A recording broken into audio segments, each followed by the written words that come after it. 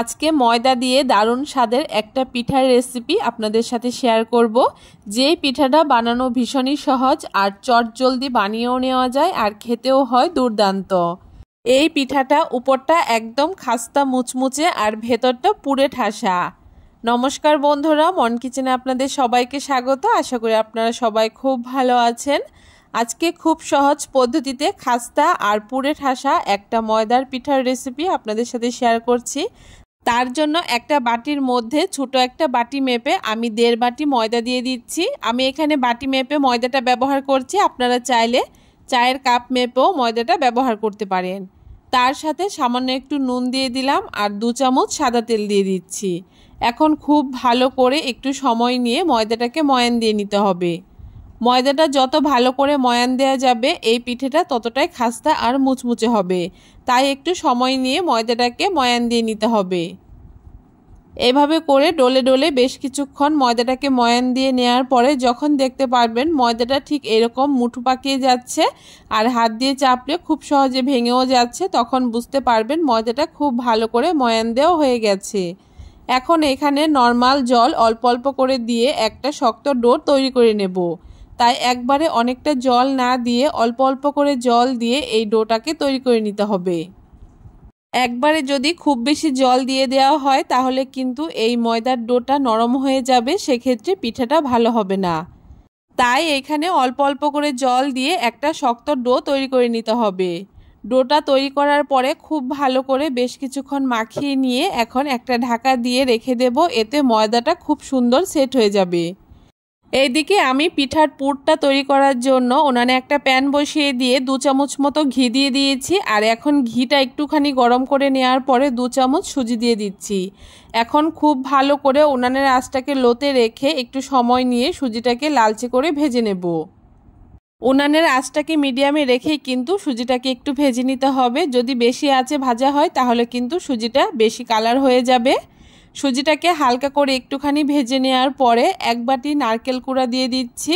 এখন নারকেলটাকেও আমি খুব ভালো করে একটুখানি সময় নিয়ে ভেজে নিচ্ছি। এভাবে করে নেড়ে চেড়ে নারকেলটাকেও খুব ভালো করে একটুখানি আমি ভেজে নিয়েছি ঘি আর সুজির সাথে।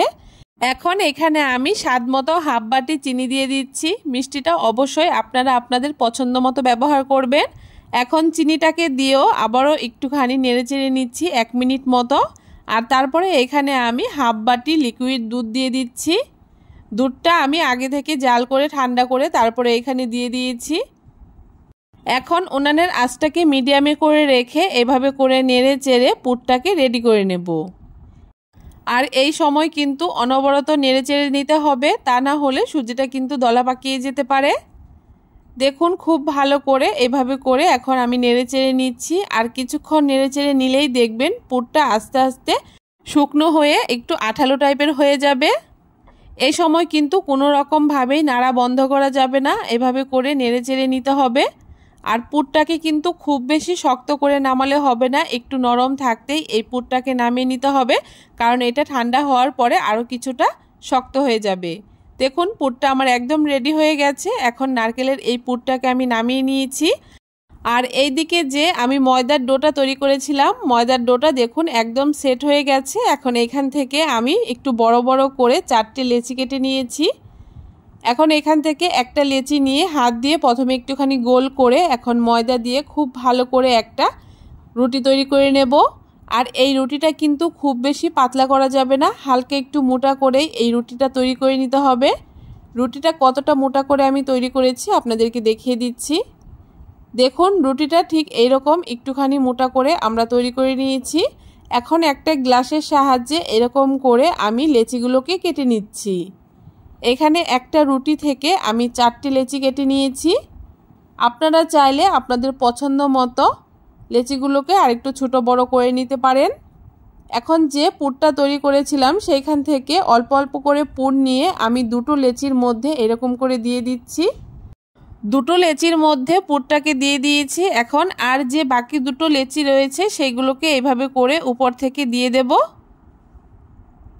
এভাবে করে একটা লেচি দিয়ে ঢেকে দিচ্ছি আর তারপরে হাতের উপরে তুলে প্রথমে মুখগুলোকে এভাবে খুব ভালো করে বন্ধ করে নিচ্ছি। আর তারপরে ঠিক এরকম পুলি পিঠা তৈরি করার জন্য আমরা যেরকম একটা ডিজাইন করি ঠিক সেই রকম ডিজাইন করে নিচ্ছি। হাত দিয়ে চেপে তারপরে একটু মুড়িয়ে দিলেই দেখবেন খুব সুন্দর করে এটা তৈরি হয়ে যাচ্ছে। একটা পিঠা আমার এখানে তৈরি করে নেওয়া হয়ে গেছে। একই রকমভাবে আরও একটা পিঠা আমি আপনাদেরকে তৈরি করে দেখাচ্ছি। দেখুন পিঠা আমার তৈরি করে নেওয়া হয়ে গেছে আর সবগুলো পিঠা আমি একই রকমভাবে তৈরি করে নিয়েছি। পিঠাগুলো দেখতে কতটা সুন্দর হয়েছে দেখে নিশ্চয়ই বুঝতে পারছেন। পিঠাগুলো তৈরি করে নেওয়ার পরে এখানে আমি পিঠাগুলো ভাজার আগে চিনির একটা শিরা তৈরি করে নেব। তার জন্য একটা কড়াইতে হাফ বাটি চিনি আর হাফ বাটি জল দিয়ে দিচ্ছি। তার সাথে দুটো এলাচ ফাটিয়ে দিয়ে দিচ্ছি ফ্লেভারের জন্য। এখন খুব ভালো করে চিনির এই রসটাকে জাল করে নেওয়ার পরে এখানে কালারটা সুন্দর করার জন্য সামান্য একটু ইয়েলো ফুড কালার দিয়ে দিচ্ছি। আপনারা চাইলে ফুড কালারটা ব্যবহার করতেও পারেন আবার নাও পারেন। ফুড কালারটা দিয়ে খুব ভালো করে নেড়ে চেড়ে 1 মিনিট মতো জাল করে নিলেই এই চিনির রসটা তৈরি হয়ে যাবে। এই চিনির রসটা খুব বেশি ঘন করার প্রয়োজন নেই। চিনির রসটা রেডি হয়ে গেছে। এখন নামিয়ে ঢাকা দিয়ে সাইডে রেখে দিচ্ছি। এইদিকে পিঠাগুলোকে ভেজে নেওয়ার জন্য উনানে একটা প্যান বসিয়ে দিয়ে পরিমাণ মতো তেল দিয়ে দিয়েছি। তেলটা হালকা একটু গরম হয়ে গেলে এক এক করে পিঠাগুলোকে দিয়ে দিচ্ছি। আর পিঠাগুলোকে ভাজার সময় অবশ্যই উনানের আঁচটাকে মিডিয়াম টু লোতে রাখতে হবে। খুব বেশি আঁচে এই পিঠাগুলোকে ভাজা যাবে না, তাহলে পিঠাগুলো মুচমুচে বা খাস্তা হবে না। একদম মিডিয়াম টু লো আছে পিঠাগুলোকে একটু সময় নিয়ে ভেজে নিতে হবে, তাহলেই কিন্তু পিঠাগুলো খুব বেশি খাস্তা হবে। এভাবে করে মাঝে মাঝে পিঠাগুলোকে উল্টে দিতে হবে। উল্টে পাল্টে পিঠাগুলোকে খুব ভালো করে ভেজে নিতে হবে। আর পিঠাগুলো কত সুন্দর ফুলে উঠেছে দেখে নিশ্চয়ই বুঝতে পারছেন। কোনো রকমভাবেই কিন্তু এই পিঠাগুলোকে হাই ফ্লেমে ভাজা যাবে না, তাহলে পিঠাগুলো উপরটা কালার চলে আসবে, ভেতরটা কিন্তু একদমই নরম থাকবে। আর পিঠাগুলোকে নামানোর পরে কিন্তু তখন একদমই নেতিয়ে যাবে, খেতে ভালো লাগবে না। তাই একটু সময় নিয়ে পিঠাগুলোকে এরকম করে মিডিয়াম আঁচে ভেজে নিতে হবে, তাহলেই কিন্তু পিঠাগুলো একদম খাস্তা হবে। পিঠাগুলো আমার খুব সুন্দর করে লালচে করে ভেজে নেওয়া হয়ে গেছে। আর পিঠাগুলো কত সুন্দর খাস্তা হয়েছে দেখে নিশ্চয়ই বুঝতে পারছেন। এখন খুব ভালো করে তেল ঝরিয়ে আমি পিঠাগুলোকে তুলে নিচ্ছি। একই রকমভাবে সবগুলো পিঠা আমি এই রকম মুচমুচে করে ভেজে তুলে নিয়েছি। পিঠাগুলো কতটা মুচমুচে হয়েছে দেখতেই পারছেন।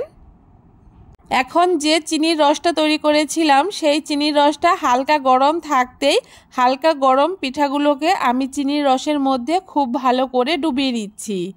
পিঠাগুলোকে দেওয়ার পরে 1 মিনিট মতো চিনির রসের মধ্যে এরকম করে গড়িয়ে নিলেই কিন্তু পিঠাগুলো একদম তৈরি হয়ে যাবে। তবে খুব বেশিক্ষণ পিঠাগুলোকে চিনির রসে ডুবিয়ে রাখা যাবে না, তাহলে পিঠাগুলো নরম হয়ে যাবে, খেতে ভালো লাগবে না। আবার খুব বেশি গরম শিরার মধ্যে গরম পিঠা দিলেও কিন্তু পিঠাগুলো নরম হয়ে যাবে। এভাবে করে চিনির রসে একটুখানি গড়িয়ে নিয়ে তারপরে খুব ভালো করে চিনির রসটাকে ঝরিয়ে পিঠাগুলোকে এক এক করে তুলে নিচ্ছি। আর সবগুলো পিঠা আমি একই রকমভাবে চিনির রসে ডুবিয়ে নিচ্ছি। সবগুলো পিঠা এখানে আমার চিনির রসে ডুবিয়ে নিয়ে তারপরে তুলে নেওয়া হয়ে গেছে।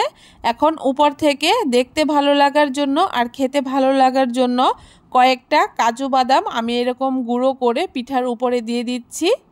একটা পিঠা আমি আপনাদেরকে ভেঙেও দেখাচ্ছি পিঠাটা কত সুন্দর খাস্তা হয়েছে। হুট করে যদি পিঠা খেতে ইচ্ছে করে অবশ্যই এই পিঠাটা একবার বানিয়ে খেয়ে দেখবেন, আশা করি আপনাদের খুব ভালো লাগবে। কেমন লাগলো আজকে খুব সহজ পদ্ধতিতে দারুণ স্বাদের এই পিঠার রেসিপিটা অবশ্যই জানাতে ভুলবেন না। ভিডিওটা ভালো লাগলে অবশ্যই সবার সাথে শেয়ার করে আমার চ্যানেলটাকে সাবস্ক্রাইব করে দেবেন।